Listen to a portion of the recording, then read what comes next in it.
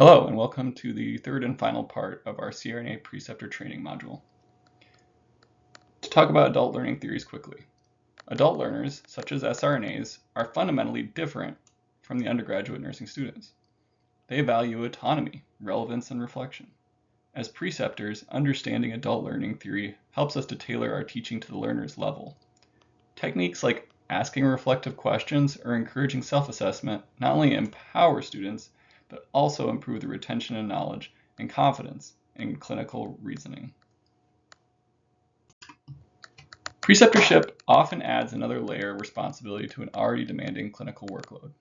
Without support, CRNA preceptors can experience burnout, frustration, or even resentment. This section addresses preceptor fatigue signs, discusses practical ways to balance teaching with clinical care, and how to set healthy boundaries. We can also talk about how institutional support, like protected time or training recognition, can make a big difference. Clinical reasoning is not always intuitive, especially for students early in the training. In this section, we're going to talk about strategies that help SRNAs build this skill. This can be debriefing after cases, guiding them through the differential diagnoses, and allowing time for them to talk through a plan before you would offer any corrections. The idea here is to give them the space to learn without compromising patient safety, and let them practice thinking like a CRNA. I know it was always very important to me that my preceptor listened to what I had to say, listened to my plan, and then offered what their preferences and corrections might be. This type of feedback always helped me gain confidence, not only with the patient, but with my preceptor, and helped for a much smoother day and stress-free day, hopefully on both our parts, definitely on my part as a student. Evaluation can be subjective unless we use validated tools. Here we introduce the NCTEI, the Nursing Clinical Teaching Effectiveness Inventory. This is a proven way to assess preceptor behaviors and teaching impact. You'll also see standardized competency checklists that align with the CRNA program's expectation. Together, these tools help ensure feedback is consistent, fair, and actionable. Students from UW-Oshkosh already have a preceptor training or student evaluation. This is more for you to assess what your skills are, and at the end of this module, after you've used the training that you have, to see what the difference is afterwards. Reflection is the key to growth, not just for students, but also for preceptors. This section prompts you to think critically about your own teaching style.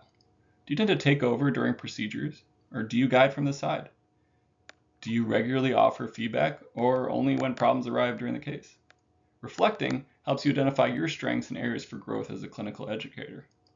Also, this is a good time to assess the student that you're with. What do they need, maybe? Do you have to adapt your precepting style to the student? Will they need a little bit more hands-on, or do they just need you to chart for them? Perhaps they just need you to sit in the corner and offer advice only if issues arrive. This is a good chance to reflect not only on the student strengths, but also your own strengths.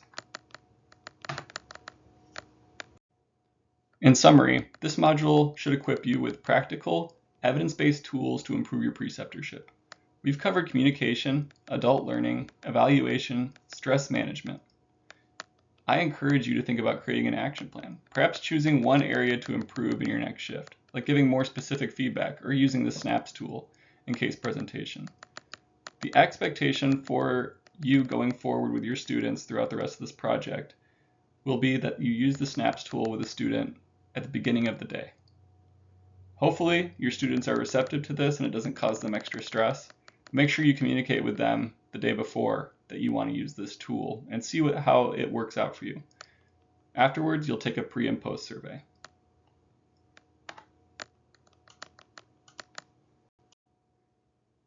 Thank you for watching these 3 videos. The pre and post surveys will be available via a link on a QR code that will be in the anesthesia office at HSHS St. Mary's.